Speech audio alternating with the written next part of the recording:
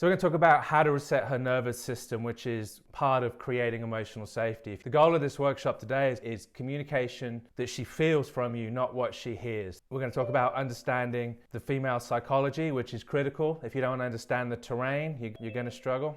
And we're going to give you the keys to accelerating recovery the best way possible here. So what we're going to learn today, the objectives are to understand what a dysregulated nervous system feels like. This is going to be in you and hers. Both of you right now have dysregulated nervous systems. We're going to learn to identify that. We're going to uncover the behavior that has trained the dysregulation. We're going to understand what delays recovery in restoring the nervous system, and we're going to understand what rebuilds trust. So why is this important to you? What's in it for you? Well, the first principle to learn here is that if her nervous system does not feel safe, it will not attach to you. It doesn't matter how good your intentions are. If she doesn't feel safe around you, and I'm talking about emotional safety, not physical safety, she is not going to emotionally attach to you. That's just the bottom line. That is why this is so important, because if we don't reestablish a baseline within her nervous system, your intentions don't matter. She's not going to attach to you. So this is the nervous system reality. Right now, you're dealing with a hypervigilant nervous system. So a good way to look at this is a soldier in combat. He is hypervigilant to his environment and what's going on. Your wife is the same right now. So that's why this is not about the 99 things or 99% you get right. It really is about the 1% that you get wrong. And by the end of this workshop today, you're going to understand that. So again, using the soldier in a combat environment, he's not worried about the 99 things that are right in the environment around him. He's looking for the 1% of things that are wrong, that indicate that something bad is about to happen. This is exactly where your wife is. So this is not about how it should be or how we would like it to be or what's fair. We're going to deal with facts. We're going to deal with reality. And the reality is, at this point, it really is a case of you have to get it right. So this is the critical understanding that you need to take away today if you're going to stand any chance of success. Her nervous system has been trained by you over years, if not decades. So it wasn't trained by one argument, one betrayal, one failure, one lie, one outburst. This is decades of learning that has gone into this. And in the same way that somebody who's been an alcoholic for 20 years, who says, I understand that this is bad and I've quit drinking now, society and the people around that person do not believe that person is changed by their words. They believe it through their actions. They've proven their dysfunctionality and their alcoholism over years and decades, and they have trained people around them to not believe when they say that they're changing. This is the situation that you're in, whether we like it or not, and that's the reality that we have to deal with. So I'm going to give you the tools today to actually navigate that terrain. So her nervous system was trained by you through repeated unpredictability, escalation habits, emotional volatility, and inconsistency in your behavior. And the psychological truth in this situation now is that her nervous system does not respond to your words. It is responding to patterns. This is subconscious, and it's about pattern recognition, not vocabulary at this point. So let's just be clear and make a clarification here, because some of you like trauma labeling and to give her names and trauma labels that absolve responsibility. This isn't about trauma labeling at all. This is about conditioning her nervous system through repetition. And also your own nervous system as well. Obviously, we're talking in the context of your wife is the one leaving. She has all the leverage at this point. But this is also about re-establishing a baseline in your nervous system as well. So the goal of these workshops always is not just to give you useful information and you to leave going, well, that was interesting. It's to give you some diagnostic awareness of where you are in the process, so you can identify where you are on the map and use the map to move you forward. So this is what a dysregulated nervous system looks like in your wife or you or anybody, quite frankly. It can be in your child, can be in your employees, can be in co-work, can be in anybody, it doesn't matter. Hypervigilance. emotional distance, irritability, shutdown, suspicion of nice behavior, testing, avoidance of future conversations. These are all symptoms that men bring to me and saying, well, she's just, I'm doing my best to change my ways, but she's just suspicious of me. I've changed my behavior, but she's testing me. She's still, I've realized what I'm doing wrong, but she still avoids talking to me. All of these things, these are the results of a dysregulated nervous system that's been trained over an extended period of time, and it's not going to change in a heartbeat, as you're going to see. So when you talk to a dysregulated nervous system, she's not evaluating your words, she's scanning for threats. So emotional safety is not something that is explained, it is something that is felt and experienced. You can't tell your wife that she's safe and expect your words to land in creating that safety. Safety is experienced. You either feel safe with me or you don't. You feel vulnerable with me or you don't. And again, looking at this as a soldier in a combat environment, he's not listening to the words of the people in the village in Vietnam that are saying, there's no Viet Cong here, this is safe, this is a safe village, you're safe here. He's scanning for threats. He could not care less what the people in that village are saying. He's scanning for threats, and it doesn't matter how much he's told by people around him that he's safe. If he doesn't feel safe because that's what it's trained to feel, then it doesn't matter. He's going to act in a way that's dysregulated. So the self-awareness test here, the diagnostic tool is, does she relax around you or does she brace around you? Now, rule number one, we talk about this a lot, right? Never grade your own homework. Ask somebody who will tell you the truth no matter what. And there are very few people in your life that will do that, and AI certainly is not that. AI will not tell you the truth under any circumstances. If you want to ruin your marriage, start using AI as your advisor. So, quite frankly, does your wife experience relief around you or does she brace? Many of you, when I talk to you, I brace. It's like, here we go. I'm going to get pushed back. I'm going to get all of these things. It doesn't take very long for the nervous system to be trained to expect an outcome.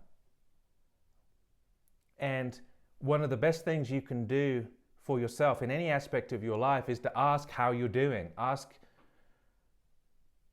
somebody who cares about you enough to tell the truth. And here's what I say, right? The one thing that you need in your life, the one thing that I need in my life, which is actually the hardest thing in the world to find, you need someone who fears God more than he fears you.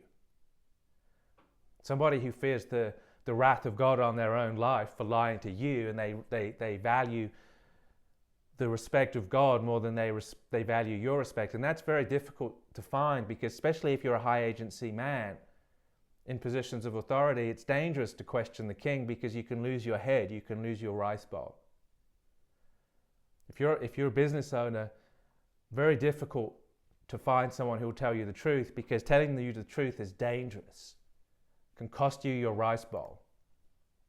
So let's talk about why increasing an intensity, which is the go-to response for most men when they're trying to save their marriage, they get more intense, actually makes the situation worse. This is the error that most men fall into. They attempt to have deep talks. They make emotional declarations. They push for breakthrough conversations, and they sell vision, and they force and try and construct closeness that isn't there. All of these things create friction.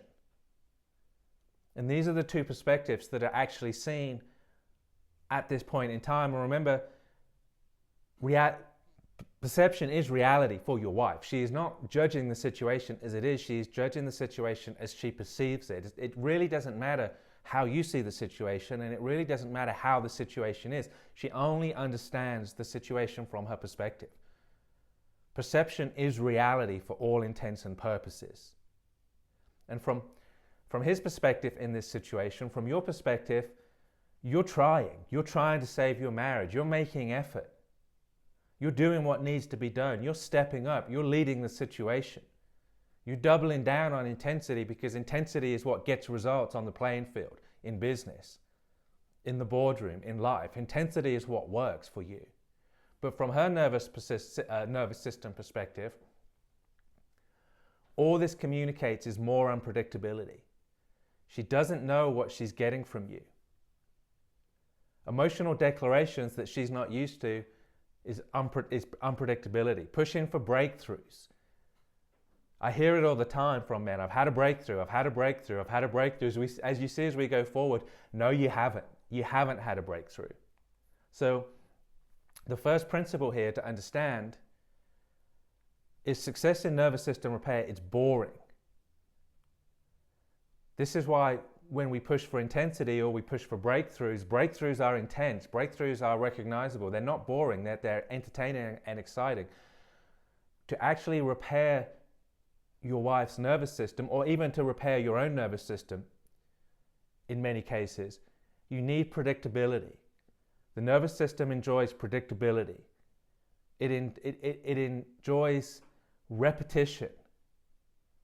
It likes the same thing over and over again. 9 times out of 10, the restaurants that I go to are not the best restaurants. I'm a fine diner. I love fine dining. It's one of the things that I love. But the problem with fine dining is it's very unpredictable. A lot of people try it and get it wrong. It's experimental. And it's very hard to be consistent when you're pushing the boundaries.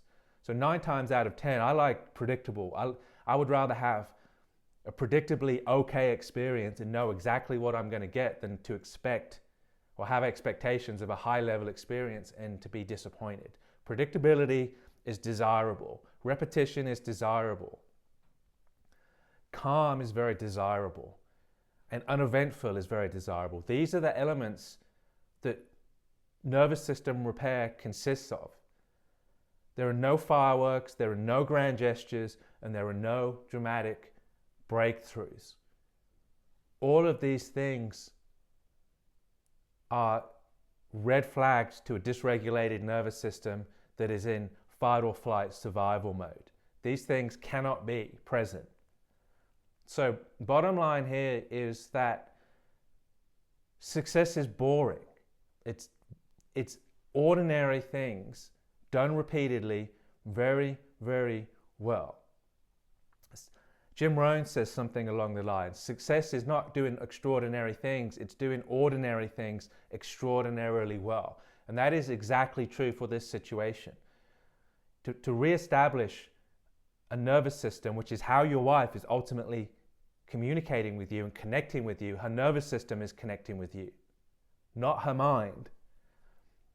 It's not about doing extraordinary things to reestablish that baseline, acceptable baseline. It's about doing ordinary things extraordinarily well, repetitively for extended periods of time, and often with no feedback, or at least no positive feedback whatsoever. You just do it over and over again.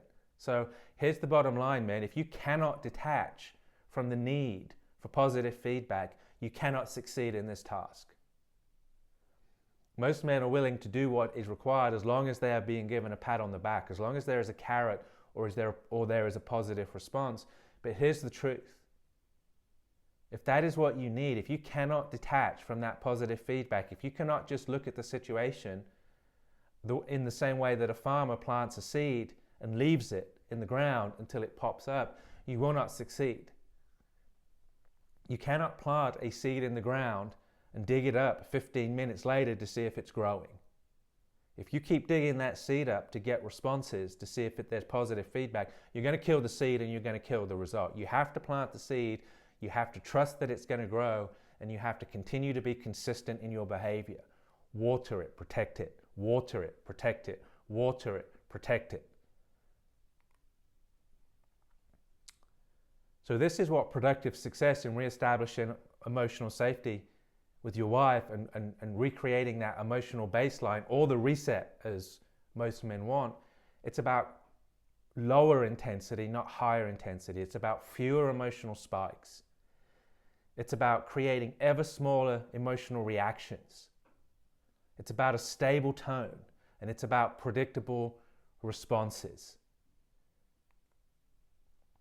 And what it absolutely is not is about the emotional highs, passionate reconciliation, and big conversations. This is what men crave. They want that big conversation, that breakthrough conversation. They want that passionate reconciliation. And they want that emotional feeling. They want the woman to recognize that because they now see the error of their ways. They now understand that their behavior needs correction and they are making steps towards it. They want to see that in their wife's behavior. But the reality is the wife she's not responding to your words. She's not responding to you intellectually. She's responding to you emotionally and through her sympathetic nervous system. So here's the key psychological understanding. The nervous system stabilizes one way and one way only, through repetition, through predictability, and here is the number one thing that is required: threat under or time under non-threat conditions. I've known men that have come back from war zones and they've had to sit by a river literally for 15 years. That's how long it's taken. They've needed 15 years in non-threat conditions for their nervous system to stabilize again. It's about repetition, predictability, and time under non-threat conditions. It's not telling your wife that you've changed, and it's not even necessarily showing her that you've changed for a short period of time. It's about demonstrating that change without any feedback, or certainly without positive feedback, and very probably with negative feedback over an extended period of time. And there is no persuasion, there are no words, there's no script, and there's certainly no button that you can press that is going to cause her nervous system to stabilize. So let's talk about the time reality, which is probably the number one problem that most men suffer with in this process, and honestly the number one reason why most men fail. This is the number one point of failure. Patience is a control attempt, or impatience is a control attempt. Patience is leadership.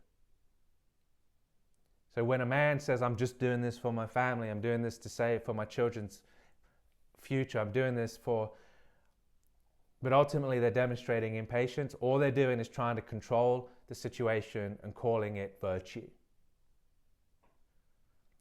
Real leadership is patience. And patience, man, can only be demonstrated. It cannot be declared. You cannot say, I am being patient. Again, patience is something that is experienced by the nervous system. It's not something that's declared and communicated verbally to the conscious mind. I cannot tell you that I'm being patient with you. I can only allow you to feel that patience through my behavior. And the unfortunate truth for many of us is we don't get to decide how long this takes. This is why any claim of do this in a week, 4 weeks, 8 weeks, 12 months, 12 years, it's not legitimate, because we don't get to decide. How long does it take for a nervous system to stabilize? Well, it's going to be different in everybody, and it's going to depend on, can you actually be patient, or are you just pretending to be patient or trying to communicate patience? So the first principle here is there is no reset button. There is only retraining through repetition. You don't tell your wife something and she goes, okay. You teach her that you're safe through repetition and through time under non-threat. So remember here, if you want to speed things up, this is how you do it. Slow is smooth, smooth is fast. There are no shortcuts, there are only wise paths to recovery here. And the more patient you're willing to be, the better the outcome you're going to get. And the reality is that when you understand that it's going to take longer than you think it's going to take, it's going to happen quicker than you expect. So, she has an emotional baseline. This is how she feels about you. So if every man on this call that I have experience with, that I've done one-to-one calls with or have experience, if someone says to me, what do you think about Michael, or what do you think about John, or what do you think about David, I have an immediate response.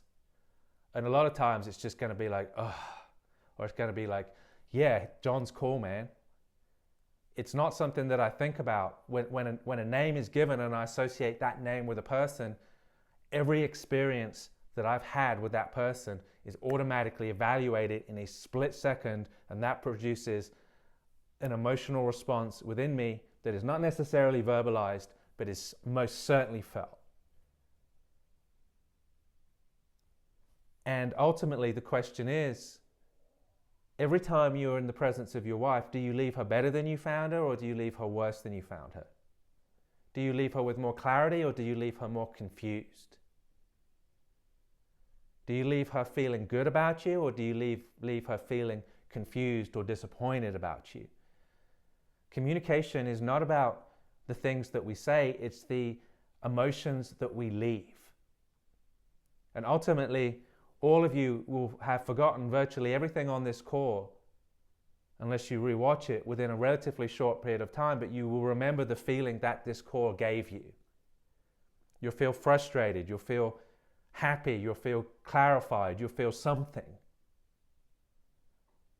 And when you're reminded of this call, all that you will remember is the emotional memory of the call, virtually none of the words. This is what the emotional baseline is. What is her immediate response without any cognition whatsoever when your name is brought up? And this is the leadership shift. When you understand that, then it puts you in a position to where you're able to lead your household, or you're able to lead your business, or you're able to lead your family. So what is this training not about? What is about resetting her baseline and nervous system about? Well, it's not about getting compliance from her. It's not about calming her down, and it's not about controlling her reactions. It's about becoming a regulating presence. It's about you becoming the most stable nervous system in the room. And it's about leading through calm predictability. How many of you in the workplace, whether you're an employee or an employer, like unpredictable clients or unpredictable co-workers or an unpredictable employer? How many of us enjoy calm predictability? This is what it's about. If you want to regulate her nervous system, here's what you have to do. You have to regulate your nervous system. And you all hear it, right? One of my favorite phrases is, you're a monkey with a machine gun. This is a dysregulated nervous system. If you are unstable, then she is going to be unstable, because she does not know what she's going to get from you. She cannot reset and she cannot stabilize until you become the stabilizing force in the room, until you become that calm predictability. So the core principle here is, do not scale chaos. If your nervous system is in chaos right now, if you are dysregulated right now, which you are, regulate yourself first. How can she feel secure, safe, stable, and regulated around a nervous system that is entirely dysregulated? How can she feel calm and stable when she doesn't know what she's going to get from you? If you are dysregulated, you cannot regulate the environment that you're in. It's as simple as that. And this is why self-work, personal development, growth is critical here. Resetting her nervous system is not something you do to her or something you act upon. It is something that imitates you. She's highly dysregulated right now, and the reason she's highly dysregulated is because you're unpredictable, because you're a loose cannon, because she doesn't know what she's going to get. She's imitating what she's seeing from you. She's following your leadership. She's following your example. So let's talk about the environmental conditions that are required. What are the steps to actually start to self-regulate and then by default help her reset her nervous system? So it absolutely isn't scripts or tactics, right? Men who say, well, tell me what to say, tell me what to do. Game over. If you're looking for a script or a tactic, or you're looking for a way to act upon the situation. It's game over. What changes the situation is predictability, reliability, emotional restraint or self-control, the absence of escalation, repeated repetition of calm responses, and lowered emotional volatility with you. When you escalate, she escalates. When you become emotionally volatile, she becomes emotionally volatile. When you become unpredictable, she becomes unpredictable. When you're unreliable, she's unreliable. In all of these conditions here, she's following your behavior. She will not stop escalating until you do. She will not stop being volatile until you stop being volatile. She is not going to lead you out of this mess. You have to lead her out of it. She's not going to teach you self-restraint. You have to demonstrate self-restraint predictably and reliably for an extended period of time. You have to change from being a man who escalates situations with high levels of volatility to a man who de-escalates with low or zero volatility. So your only objective is this. You are not calming her down. Don't think that I'm talking about your job here is to keep her calm. It is not. Your only objective, you have one task alone. Remove the threats that are causing her nervous system to destabilize. Remove the threats. Remember, this happens by time under or time in non-threatening environments. This is not about adding something, learning something, doing something. This is about removing the elements that her nervous system is considering a threat right now. So her nervous system will stabilize when the threat environment disappears for long enough for her to recalibrate. The soldier, the man that comes back from a combat environment, from war, recalibrates when his nervous system is in an environment for long enough that has no threats in it. The longer he is in a non-threatening environment, the more stable and recalibrated he becomes. Every time that threat is reintroduced into the environment, the system is reset back to the level that you do not want it to be. So again, self-identity here. We want to identify where we are. We want diagnostics, not motivational advice here. We're looking for accuracy in thinking. We're looking for precision. So here's the question. Ask yourself, are you stable or are you intense? And even better, ask somebody else. Are you stable? Am I stable or am I intense?